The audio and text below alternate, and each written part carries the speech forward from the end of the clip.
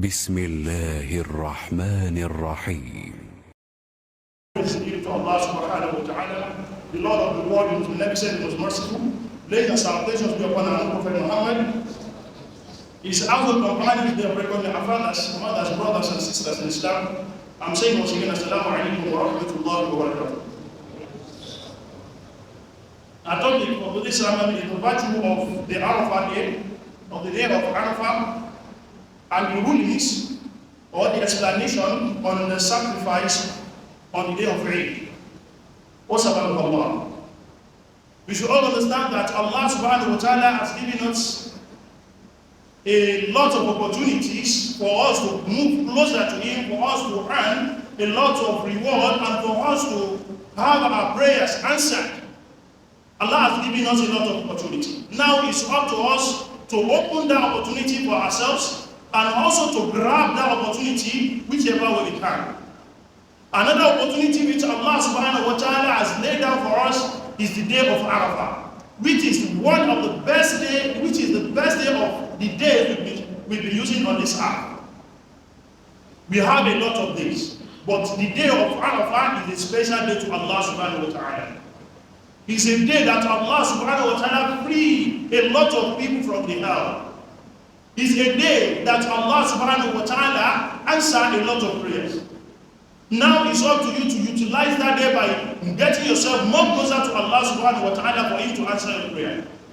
What can you do on that day is better for you to pass on that day. Prophet Muhammad sallallahu alaihi wasallam has said, according to Qatada al-Ansari, he said Prophet Muhammad was asked about fasting on the day of Arafah, and he said, يكفر السنة الماضية والباقية. Fasting on the day of Arafah will erase the sins of the past year, of the previous year, and also the coming year.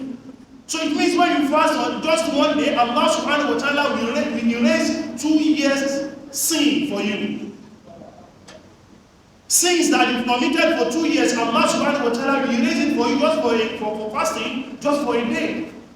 So I advise you to utilize that day. But when you fast on that day, don't just fast only, but also have time for yourself, asking Allah, doing a lot of nawafil, reading a lot of Quran, asking for Allah's blessings and pleasure, because He is ready to answer your prayer on that day. So Allah subhanahu wa ta'ala make it possible for everyone of us. Because Prophet Muhammad sallallahu alaihi wasallam said the prayer that I and the prophet that came before me normally supplicate on that particular day, on the day of Arafah, is La ilaha illallah wahdahu la sharika lah, lahul mulku wa lahul hamdu wa huwa ala kulli shay'in qadir. So you also can be saying that prayer on that day of Arafah by continuously saying it every time, because the prayer will be saying from the beginning of the Udhiyyah is the takbirat and tahlilat and tahmidat, which is Allahu Akbar, Allahu Akbar, Allahu Akbar, La ilaha illallah, Allahu Akbar, Allahu Akbar, wa lillahi alhamd. That is what we'll be saying after every of our prayers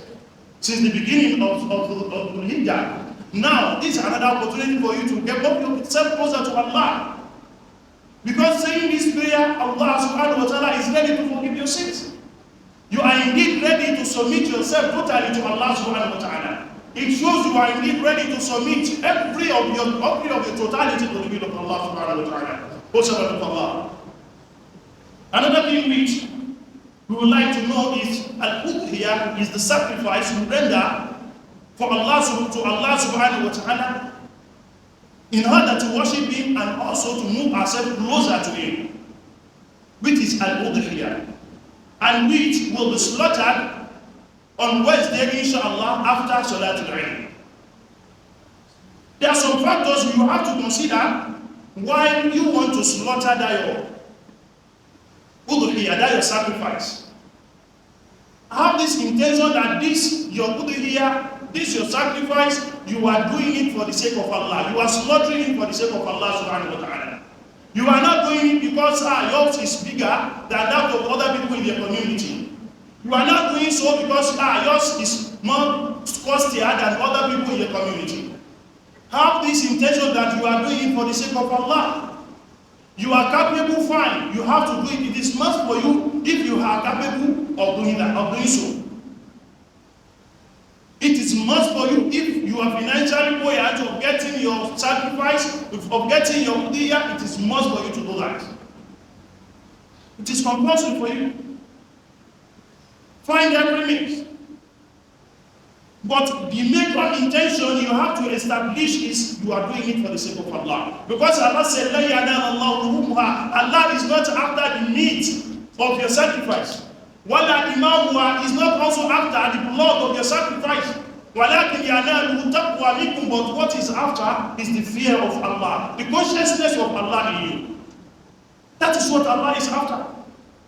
So don't slaughter your sacrifice and be telling people that this is the blood. Oh Allah, accept the blood. Allah is not after your blood. After the blood of your sacrifice, Allah is not after it. Or you finish not slaughtering it, and you now say, oh, this is the meat. Oh, Allah, accept the meat. No, Allah is not after the meat. But the intention that you established before slaughtering that meat, before you slaughtering the Udhiyyah, that is what Allah is after. So that intention is very paramount. So may Allah subhanahu wa ta'ala accept it from everyone of us. Another thing we have to put into consideration when you get to the butcher, or when you get to the abattoir, when you want to get your Udhiyyah, where you want to buy your sacrifice. If you are buying a cow, that cow must be 2 years of age or more. But that cow must not be less than 2 years of age. It is very important. That is what we don't take a look at. We don't consider that most time in the past. What we go after is what we are capable of buying. Maybe they are selling a certain cow, I don't know how much they are selling, maybe 100,000 naira, let's say, for an example. You have 100,000 naira with you, and they are telling you that, this cow is of 150,000, 300,000, and you say, can you give me one of 100,000? They now say, you cannot see cow of 100,000, you can only see ram of 100,000 naira. They now give you ram. Firstly, you have to ask of the age. You must ask of that age. That age is one of the conditions that your Udhiyyah can be accepted. Some of the conditions are the factors that you have to take a look at. So if it is cow, it must be of 2 years of age. If it is camel you are slaughtering, it must be 5 years of age. If it is camel, it must be 5 years of age or more. And if it is a ram, it must be 6 months of age or more.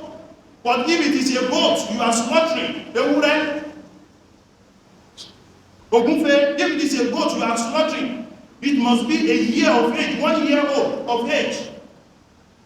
So that are the factors every Muslim has to take a look at when you are going for Udhiyyah. So may Allah subhanahu wa ta'ala accept it from everyone of us and grant us every form of goodness in this life and also in the hereafter. Another thing you have to look at is whatever you want to slaughter must be after the Eid. Don't try to say, I think I have one and let's slaughter our Udhiyyah before the Eid. No, every of your Udhiyyah, every of your sacrifice must be done only after the Salatul Eid.